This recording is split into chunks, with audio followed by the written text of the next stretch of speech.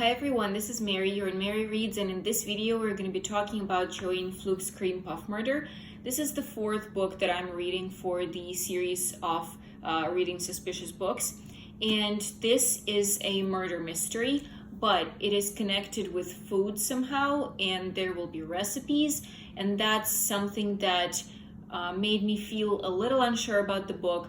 Again, I'm very skeptical about adding recipes to a book that doesn't need them, and I thought that this might be the case. That's why I decided to read it. So let's read the first 100 pages and see if the book is actually good enough and if I should keep reading it. So this book should tell us about a woman, Hannah, who one morning when she goes to the gym finds a body in the jacuzzi. And near the jacuzzi there are cream puffs that she made, and she knows who she gave them to. It was her boyfriend Mike, who works in the police department, and she doesn't know if he did that, and if he did it, then why. But at the same time, it might not be him, because the woman that was murdered was very lovable. She had relationships with a lot of men, and not only her ex-boyfriends could kill her, but also their wives, who obviously don't want their husbands to be cheating on them. So Hannah is going to try to figure out who the killer is and what actually happened. The book starts with Hannah sitting in a restaurant with her sister, her sister's husband, and Mike, Hannah's boyfriend. We see her reaching up to her hair and picking out the piece of pepperoni that got into her hair. She examined it, identified it for what it was, and just barely managed to resist the urge to pop it into her mouth. Although one bite of the traditional pizza topping might not exceed her calorie count for lunch, it could have the weight to a self-indulgent feast from the menu, blah blah blah. So we get the introduction to the character, and we find out that Hannah has some extra weight that she doesn't really enjoy. We find out that she is probably a little bit overweight, and we get introduced to other characters who are sitting with her at the table. So the first one is Bill. He is a husband of Hannah's sister, and I think he's the head of the police department. Yes, he's a sheriff. And the other person is Mike, who is Bill's chief detective, and he is Hannah's sometimes boyfriend. That one I didn't really understand. What does it mean, sometimes boyfriend? Are they constantly on and off? Is he, like, how does their relationship work? Are they in like a free relationship where each of them can see other people? So what exactly that means? So the four of the characters are sitting at the pizza place. We see that Hannah ordered just a salad while men are having a feast. They're eating a pizza, and suddenly they see two women fighting. It's Ronnie Ward and Bridget Murphy. So they're arguing, and somebody from the restaurant staff is trying to break it up. So men realize that since they're from police, they might need to break up the fight. They really quickly finish their dinner, because they realize that after they get into the conflict, they're probably not going to be able to sit back at the table. They will have to go to the police department and drop the women off. So they're trying to just finish their food very quickly. And we get a little bit more into the fight. So we see that women actually started fighting, not just arguing. That apparently Ronnie was somehow involved in this Bridget's husband. And we also find out that Ronnie worked for the police department as well. She worked at their fitness center. So I don't really know what exactly she did. Maybe she was some sort of a trainer, or she was just like an administrator there. So she worked at the gym in the police department. The men get into the fight trying to make these two women stop, and sisters are looking at it because they're obviously it's something interesting. It's something that doesn't happen every day, especially in a restaurant. So they're looking at what's happening. They're proud of their men for being able to break up the fight. And suddenly Andrea, Hannah's sister, realizes that there are 2 dresses ready for them. The dresses they need for their mother's party. She wrote a book, she wrote a novel, and in 2 weeks it's going to be the party that will present the book. So she wants them to wear the same dresses, and these dresses were specially made for them. So they go to the woman who has their dresses to try them on. They get into this fashion place, this store, and they go to a fitting room to try on the dresses. Andrea goes to one, Hannah goes to another. They try on their dresses, and Hannah realizes that the dress is too small for her. So Claire, who owns the store, glanced in as Hannah opened the door, and not even the soft pink bulb in the overhead lamp could hide her dismay. "Oh dear, what's wrong?" Andrea asked, coming up behind Claire. Hannah glanced at her sister. Of course, Andrea's dress fit perfectly. She hadn't gained an ounce since high school. Hannah's dress is too tight. So women realize that the dress is too tight and they only have 2 weeks. So Hannah asks what can be done. Can they make a new dress, or if Claire can do something with the existing dress? Claire says that they definitely can't make a new dress because it's going to take a couple months. It was a special order. And she also doesn't think that she can add just more material to the sides because the print is pretty large. It's going to be very hard to match it. So they decide that from now on, Andrea and Hannah are going to be going to a gym together to do exercises that will be specifically picked for Hannah, and so that she can fit in the dress. I don't know how much you can lose in the 2 weeks time. I don't know if you can lose weight to the point that you can fit in the clothes that are a size or a couple sizes smaller than you are. But I don't know if that's possible. If it is, then everything is fine. If not, then this is a slight weird thing in the plot that doesn't really work there. But I guess if there is not too much to work on, you can absolutely do it in 2 weeks, probably. So they decide to start going to the gym. Andrea has a membership in this super cool gym with saunas, jacuzzis, with all the classes you can find. So they decide to go together, and Hannah is dreading this because she hates doing sports. She doesn't like to be involved in any physical activity. Then we see a Monday morning. So the previous scene we had during Saturday. This is Monday morning, and Hannah is getting ready to go to the gym. She was dreading the event that was about to take place, and shedding light on it would only make it worse. So she gets into her gym suit, and she is about to leave her apartment. Hannah has a cat that is introduced to us now. His name is Moishi, and he looks just like an amazing cat. He's just the sweetest. We'll see that throughout the book. He's just a great cat that Hannah loves a lot. Right before Hannah leaves, she meets one of her neighbors whose wife just gave birth to a kid, and she's having trouble figuring out what to do with her life because she's constantly with a kid. She had to leave work. She doesn't have any time for herself. At the same time, she doesn't want to hire a nanny, and the husband is constantly working, so when he's back, they don't really have much time to spend together. The wife is super tired, and they're trying to figure out what to do. So the husband is telling Hannah about this whole situation, and this is where we find out that Hannah works, she owns a bakery, and she makes cookies. So the husband asks if there is something Hannah could do to cheer his wife up. So Hannah says, yes, absolutely. Just come by in the afternoon. I'll make you cookies and something special for your wife, and that will hopefully cheer her up. After the talk she has with her neighbor, Hannah gets into the car and goes to the gym. And she meets her sister.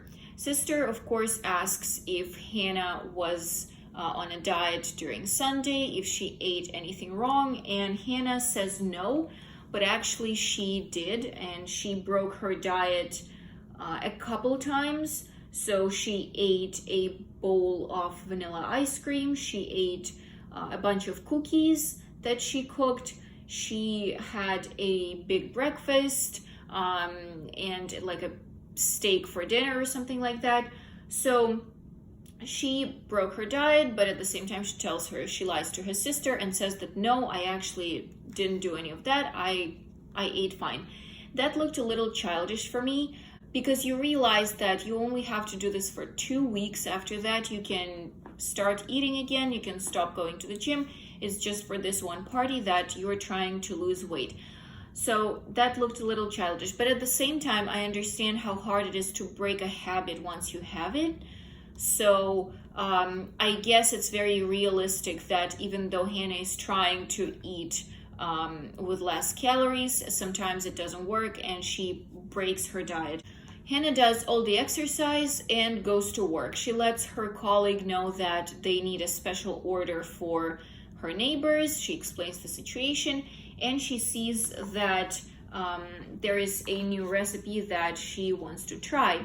So Hannah starts making these pistachio cookies, and that's where the first recipe comes in, and it looks like this. This is what page looks like. And I thought it's very cute. So we have the recipe designed with like these little drawings on the top and on the bottom of the page. And what I like about these recipes is that they make sense here. So we see that she's cooking pistachio cookies, and that's why we get the recipe. Unlike Heartburn, these recipes are big. So like they're very detailed, they go for 2-3 pages depending on the recipe. And what's more, we have details like, for example, the flour. When you're taking 4 cups of flour, pack it down in the measuring cup when you measure it. So we have exact details of how we need to do this. So it's not like with Heartburn by Nora Ephron, where she was trying to fit the recipe in like one small paragraph. Joanne Fluke actually makes her recipes very detailed, and it's easy. It makes it look easy to cook them. You actually want to cook them. It's like, okay, I have a full recipe, maybe I should try cooking it.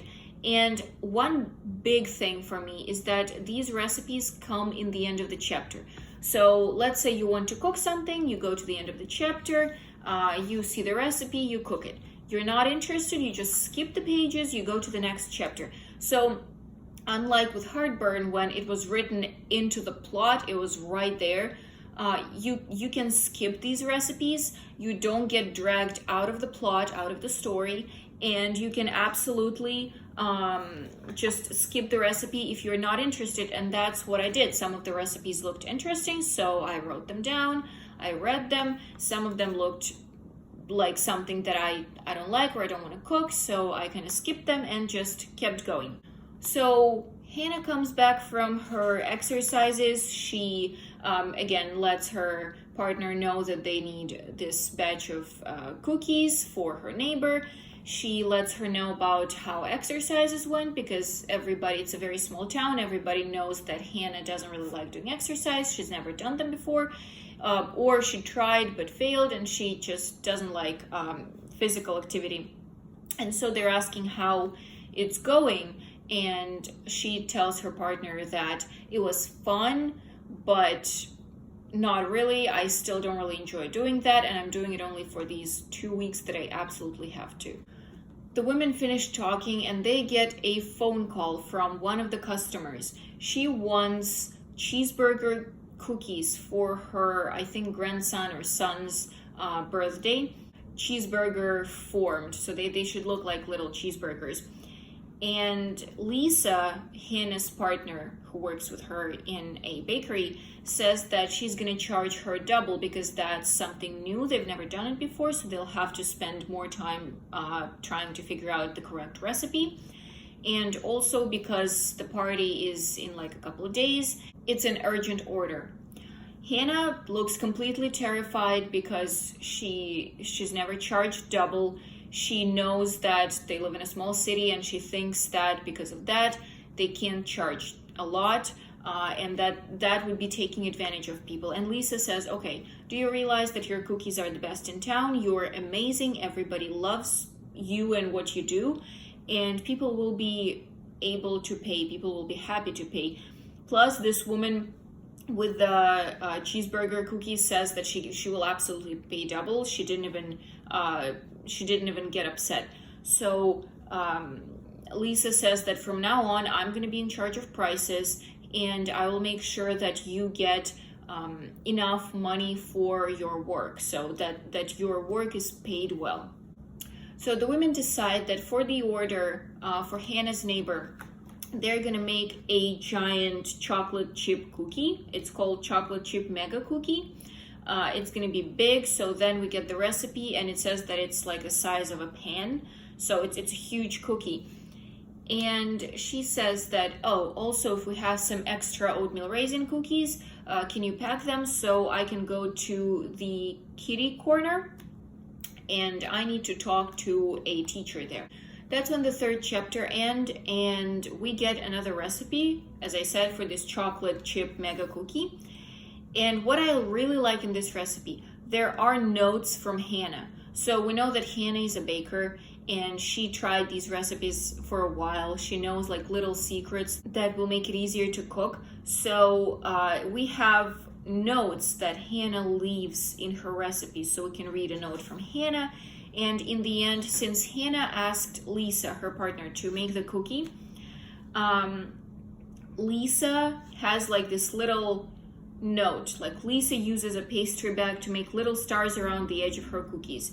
So, and it's saying that if you would like to try decorating your cookie, you can absolutely do this like Lisa does it. But Hannah, don't really like doing that, so you don't have to. And this just makes a lot of sense. This recipe makes a lot of sense here. It's directly connected to the plot. It's connected to the characters who are actually making this cookie. So I really like how the recipes are written in here. Hannah gets to the kitty corner, and she starts talking to the teacher, Janice.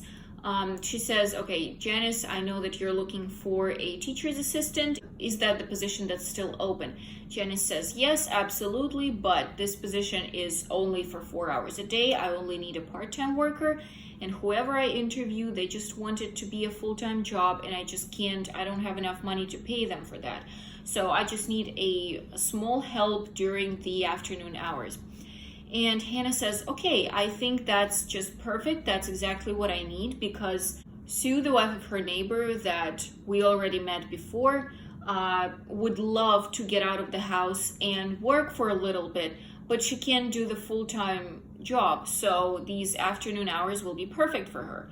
So they decide that Hannah is going to talk to the husband, to the neighbor, and he's going to talk to his wife, and maybe she will be let to take their newborn baby with them, and that she will be able to work a little bit, get her mind off of the housework, and also have some money of her own, feel a little bit more like valued as a partner who can earn money. And so that's what they're thinking about doing. Hannah returns back to the bakery, and she is in the kitchen cooking, making a new batch of cookies, and the back door opens. Her mom gets in, and she asks if Hannah has some time for coffee because she has something to discuss with her. Hannah says, yes, if you can wait. Lisa is due back from her coffee break in 5 minutes. Mom says, I really don't have that much time, dear. So her mom comes. She wants to discuss something important over coffee, but she doesn't have 5 minutes to wait. I thought it was funny. It's a very funny scene. Kind of gives us a small explanation of Hannah's mom's character. So her mom says, you know what? I'll talk to you right here, since you don't have time now. Let's talk here. And she says that for her party, the book party, she wants to completely redo the desserts. Hannah has created the desserts that worked well with the theme of the novel, but her mom says, you know what, I want to redo this whole thing. I want something different. There's one more customer that, so they while they're talking, they got out of the kitchen. They were sitting at the, like a bar table, and her mom was drinking coffee. So one of the other customers says, you know what? You could do cream puffs. You could do mini cream puffs with all the different fillings, and those are going to be great.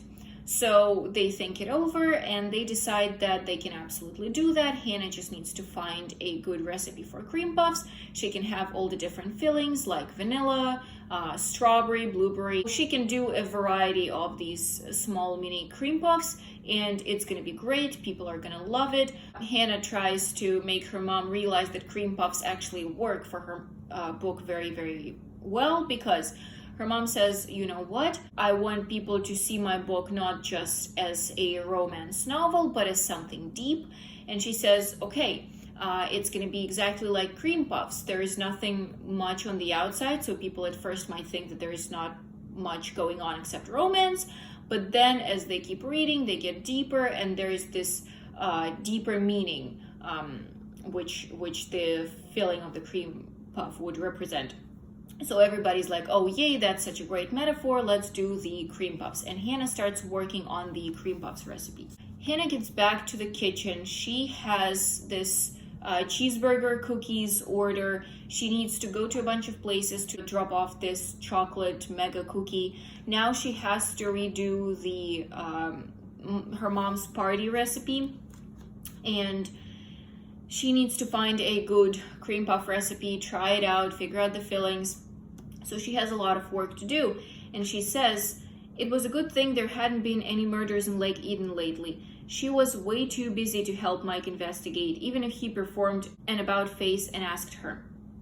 So that made me wonder if there are any other books about Hannah and Mike, if this is a series, if Hannah had some other murders that she has already solved. But I'm not entirely sure. I'll need to check that. So Hannah decides to make dinner for Mike, her sometimes boyfriend. And she realizes that she can't eat anything herself, but she would like to make something good for him because he has to work a night shift and he will be hungry and he needs something that will give him energy for a 6-hour shift. So she goes to the butcher, she gets a sausage, and she decides to make potato pancakes, something like hash browns. So she gets all the food and she goes back to her place to start cooking. And this is where there is this little weird part, because Hannah starts making the potato pancakes, and there's kind of like the recipe right in the middle of the chapter. 2 large eggs, sans shells, had found their way into a large mixing bowl. Hannah whipped them up until they were fluffy and then added onion powder, seasoned salt, black pepper, and 2 tablespoons of cracker crumbs. So all this stuff. But it feels like the author wants to put the recipe in there, but then she tries not to because she knows that that's not how she usually does recipes. And I didn't really understand why we needed this whole paragraph about her cooking these potato pancakes, especially because in the end of the chapter we have the full potato pancakes recipe. So I didn't really understand why we needed these extra paragraph on that. It kind of looks like something that Nora Ephron used to do when she would put the recipe right into the text. But again, I don't really understand why you need to do that. It drags me out of the story, and plus we will have the same recipe in the end of the chapter, so I didn't really understand why we needed that. So Mike comes to dinner. He has this amazing big dinner with sausage, potato pancakes, and a couple a couple sauces for those, and Hannah has a salad and a chicken breast, which she doesn't really enjoy. So Hannah doesn't really eat much. She only has a little bit of salad. She puts her chicken breast in the fridge, saying that tomorrow her cat will probably eat it. So Mike left, she's sitting alone, and she gets a phone call, and it is Norman. Norman is a dentist, and he's the second guy who likes Hannah. So he's also kind of a boyfriend, but also not a boyfriend. And I don't really understand this relationship. So does he know about Mike? Does Mike know about Norman? And what exactly is going on here? So Norman says that his electricity got turned off, and he was asking if he can come to Hannah's place to watch a movie and maybe have dinner. So he offers to order dinner, and Hannah says, okay, whatever, I don't want to be on a diet tonight. So he orders them steaks and comes to Hannah's place. It looks like Norman knows about Mike, because Mike gave Hannah a self-feeding system for the cat. So when you pour stuff into like a tube, and whenever the bowl is empty, the tube will just open and throw a bunch more food into the bowl. And Norman was asking, how is that new system that Mike got her?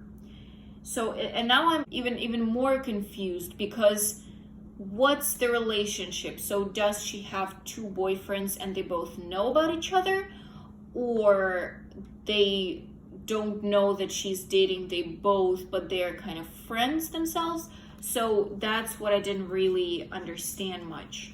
Norman leaves. He got the electricity back and he leaves, and Hannah pulled him down for a goodnight kiss.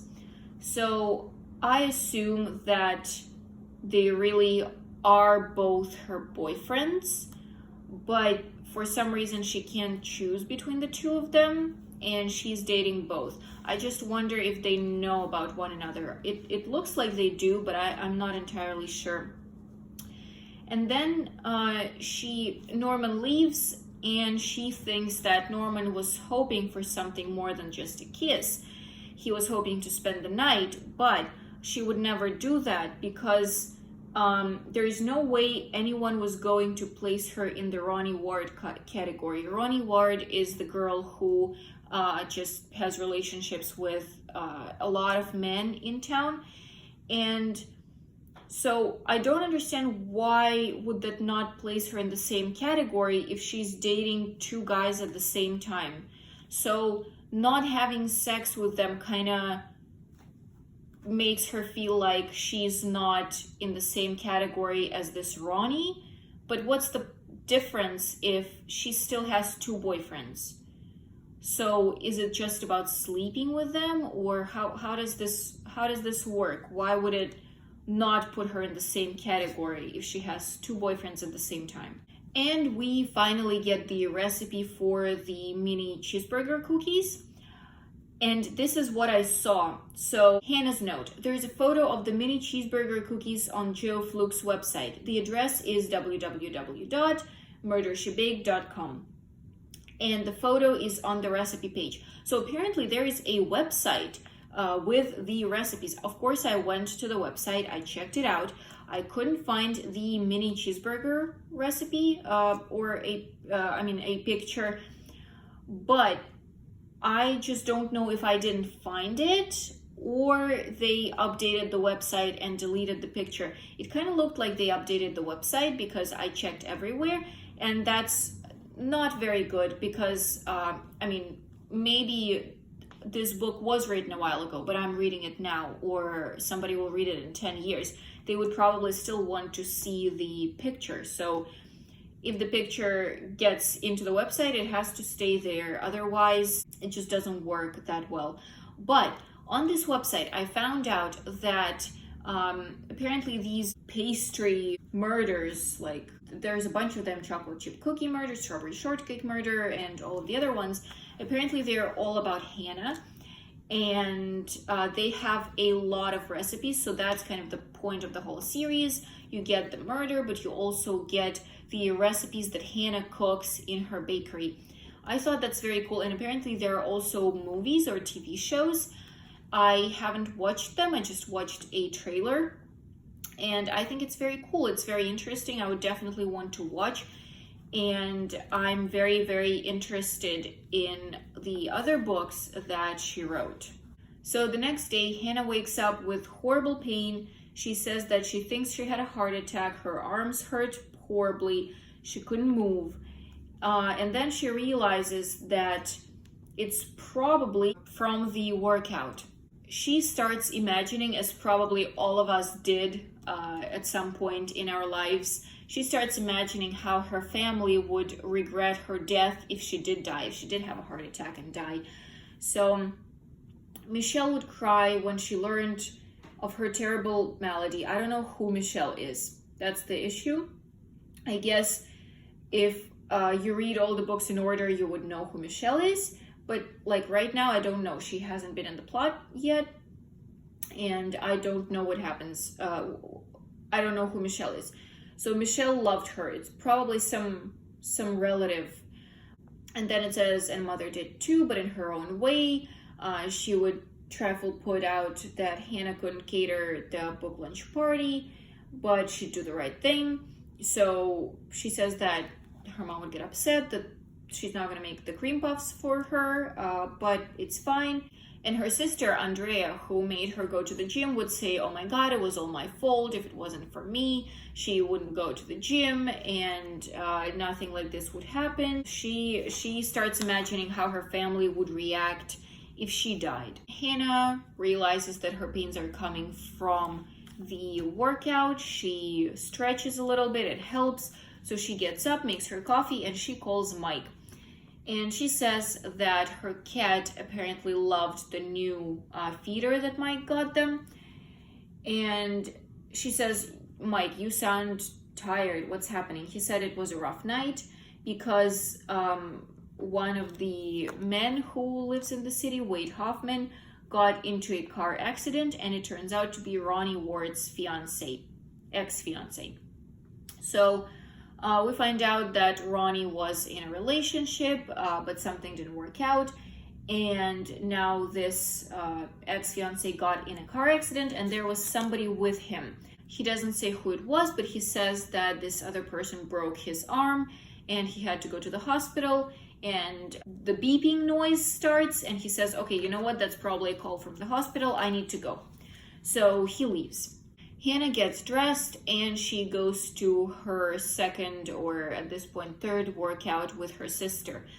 They are in the jacuzzi. They finish their workout. There is still some time before the class they're taking with an instructor. So they're relaxing in a jacuzzi and talking about the party, just having their sisterly talk. By the time the class has to start, the instructor doesn't come in. Something happens. Nobody knows why he's late. He's never late. And everybody's waiting. And suddenly Ronnie Ward comes in. She says that she is going to be an instructor for the next couple months, that this Roger broke his arm and he's in the hospital. So we realize that this Roger was in the car with Ronnie Ward's ex-fiance. And Ronnie is now going to be their instructor. Nobody's happy about that because women all hate Ronnie because of how she treats them and because she sleeps with their husbands. And she actually gets very, very mean to every woman in that class. Most of them are trying to lose weight, and she insults them, says, you know what, you're too big. Maybe we work a little harder and you'll finally fit in like that swimsuit you bought 2 years ago.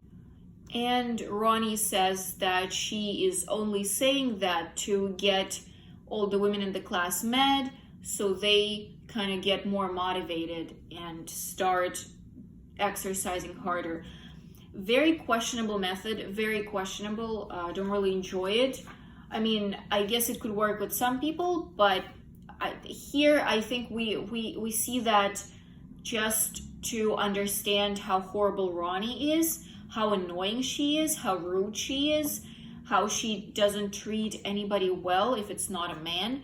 And it kind of gives us, I guess it kind of gives us more suspense with who is going to be a murderer, because at this point we realize that Ronnie is going to be the one who dies. And I don't think it's a spoiler, just because there is an explanation of the woman who's going to die, who's going to be killed in the book summary. And by now we know that it's Ronnie, who just sleeps around with all the men and has a lot of haters. And this is just another way to show that she got additional haters in these women who she insulted so much. Hannah gets back to her bakery and starts working on the cream puff recipe.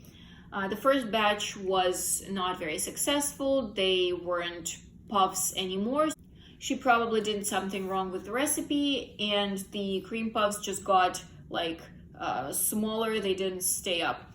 At this time, Mike comes and Hannah offers him to try cream puffs because she can't try them herself. She's on a diet. So she offers Mike to try some.